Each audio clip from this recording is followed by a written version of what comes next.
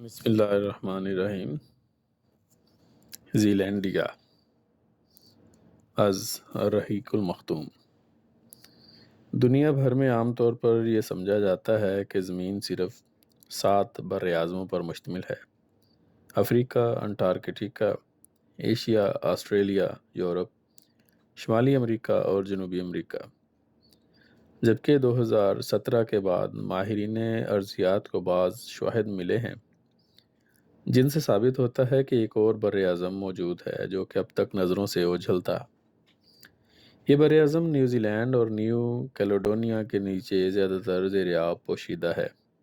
اس کا ایک حصہ جو کہ آسٹریلیا سے تقریباً 2/3 ہے نمودار ہوا ہے، جسے زیلینڈیا کا نام دیا گیا ہے۔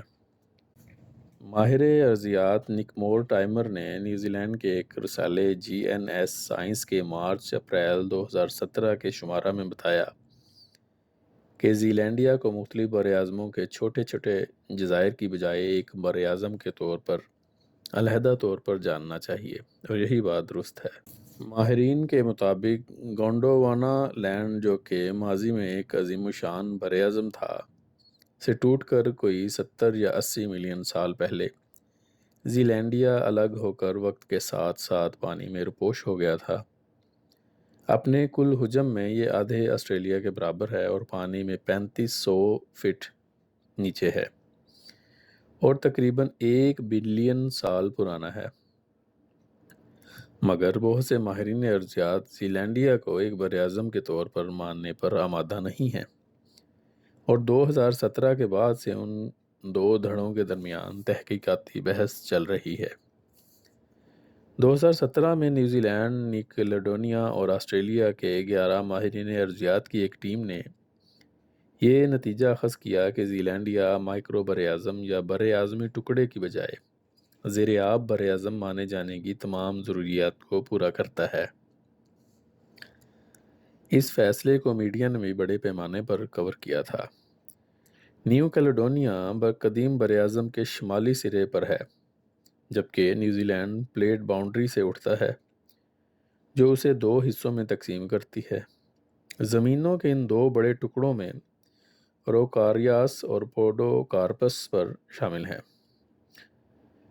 خلیج کیوریو کے قریب جدید کوری اور نورفولک پوائنٹ سے ملتے جلتے ایک فوسلائزڈ جنگل کی باقیات موجود ہیں جو قریباً 180 ملین سال پہلے جراسک دور میں گونڈوانا سے الگ ہونے سے پہلے زیلینڈیا کا حصہ رہے تھے۔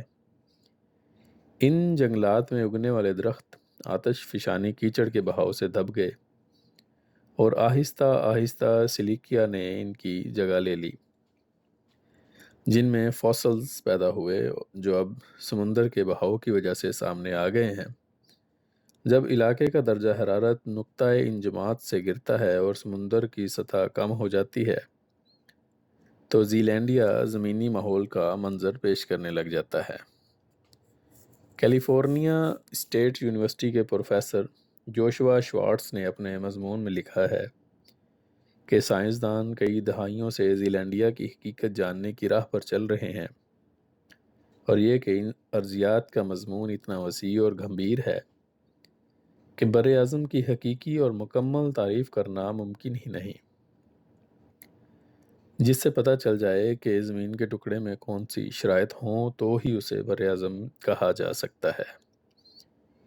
اگر دیکھا جائے تو زیلینڈیا کی چٹانوں اور سطح سے پتہ چلتا ہے کہ یہ دیگر براعظموں سے کم عمر ہے، کیونکہ دوسرے براعظموں کی چٹانیں تقریباً 3 بلین سال پرانی ہیں۔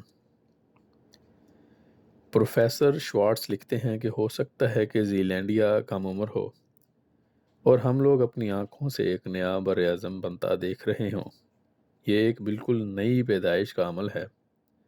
الغرض زیلینڈیا تحقیق کی ایک نئی دنیا اپنے ساتھ لایا ہے، نئی زمین اور نیا جغرافیہ ہمارے سامنے ہے۔ ہم اور ہماری نسلیں ایک نئے براعظم کو اپنی آنکھوں سے بنتا دیکھیں گے۔ ابھی یہ زمین کی پوری طرح دریافت نہیں ہوئی۔ بقول شاعر، یہ کائنات ابھی ناتمام ہے شاید، کہ آ رہی ہے دمادم صدائے کن فیکون۔ روزنامہ الفجر انٹرنیشنل بدھ 7 جون 2023، صفحہ 7۔